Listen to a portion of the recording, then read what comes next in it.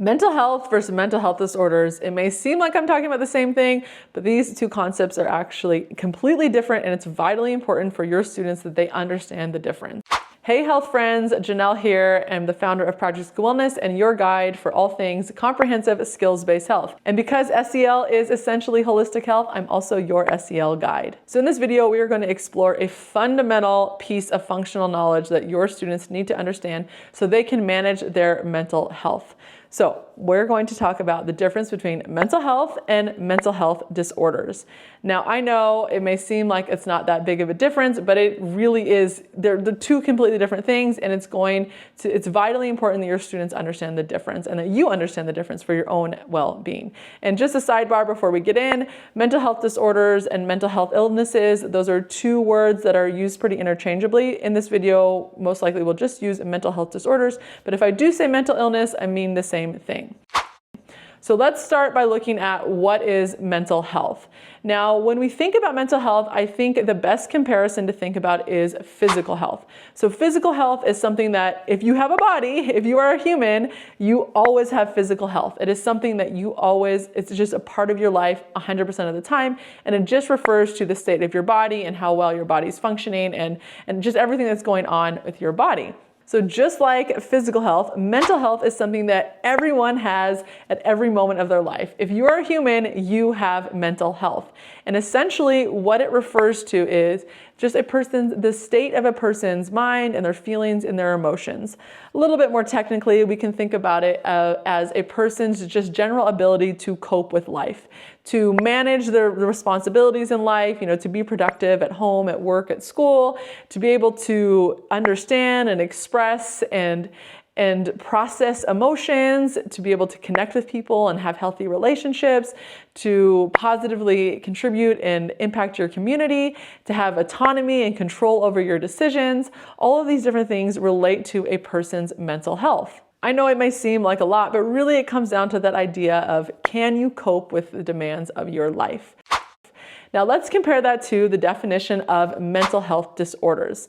So mental health disorders are actually medical conditions that are diagnosed by medical professionals that are causing significant change to a person's emotions, to the way that they think and process, and to their behaviors. Okay, so right away, looking at the definitions, we can see that they are very different. And you can think about these differences in terms of a person and their physical body and their physical health in a state of not being sick and being sick. So me right now, I have physical health, how my body is functioning. But at this moment, I am not physically sick. I do not have a physical illness. So that is the difference. I always have physical health, but only at some times do I have a physical illness.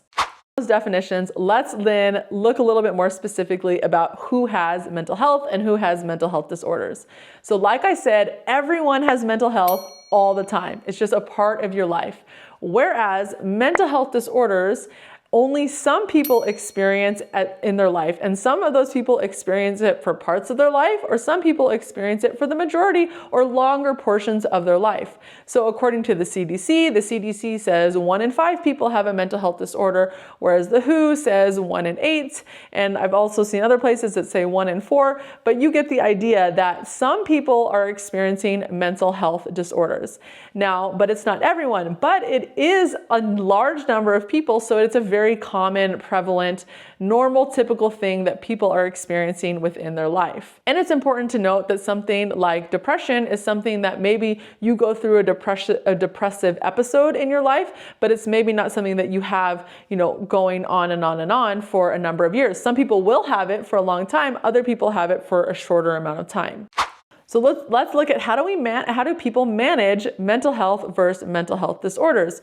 So like I said, mental health, something we all have all the time, and we manage our mental health, we manage our ability to cope with our demands of life with activities like sleeping and stress and time and energy management, with things like mindfulness and gratitude and therapy, and we delegate tasks, and we have a support system that helps us we move our bodies, we get fresh air. All of these different things are activities we can partake in on a regular basis to help manage our mental health and our general ability to cope with life. Whereas because mental health disorders are diagnosable medical conditions, they require medical attention to help manage and support. So we get that through medication or possibly therapy or some other support system that we have with a medical team.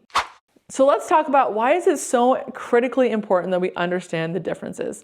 So right off the bat, the number one thing is just because it builds more self-awareness. The more we actually understand what is mental health versus mental health disorders, it equips us with that knowledge so that we can actually go and manage our own mental well-being. As well as it gives us the clarity to understand that, hey, sometimes we need more. Like we can't just manage everything up by ourselves if maybe we've moved into that territory of having a mental health disorder, and we need to seek more dedicated support to help navigate what's going on in our life. The other thing that is so critically important to understand is that too often, people can assume that if they do not have a mental health disorder, that they do not need to think about their mental health. And that is simply not true. Not having a mental health disorder does not automatically mean that you have a high level of mental health. We need to recognize that these are two separate things, and whether or not you have a mental health disorder, you always need to pay attention to your mental health. The other reason why it's so critically important to understand the difference is that if someone has a mental health disorder, that does not automatically mean that they have a low level of mental health. And this is critically important for two reasons. One is, so for people who have a mental health disorder, it helps just instill in them hope and agency and confidence that they can still take ownership of this key element of their well-being, which is mental health. And it's also critically important for those people who do not have a mental health disorder, so they recognize, hey, I still have to pay attention to my mental health. It is still something that I need to be aware of and I need to intentionally strengthen. And in terms of, all of us, the bigger picture of society, it's so vitally important that we understand the difference between these two, and that we recognize that there is a lot of shame and stigma attached to both mental health and mental health disorders. And the more we understand what's actually going on, the more we can help destigmatize it, and we can create more space for us to intentionally think and consider what's going on with our mental health, and to have more empathy and more understanding for people with mental health disorders, and to really see that a person with a mental health disorder is not their mental health disorder. That's just a piece of their life. That is not their whole identity. They are not less than, they're not broken. Instead, it's just that's how their brain and their mind works, and it's just another way that people experience being a human.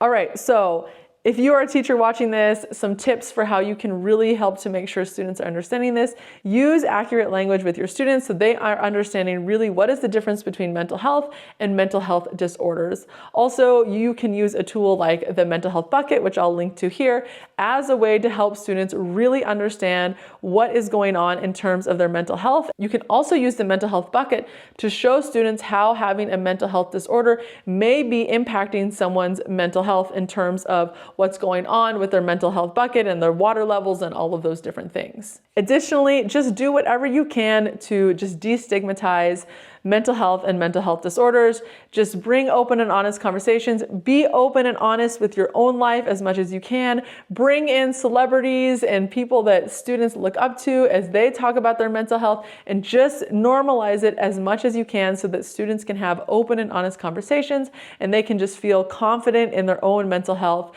and mental health disorders. And if you are looking for some mental health resources, definitely check out the Project School Wellness curriculum. I have resources that can help you teach mental health in a very authentic and impactful way. Okay, health teachers, I appreciate you tuning in, and thank you so much for the work that you're doing, saving students' lives through health education, and I'll see you in the next video.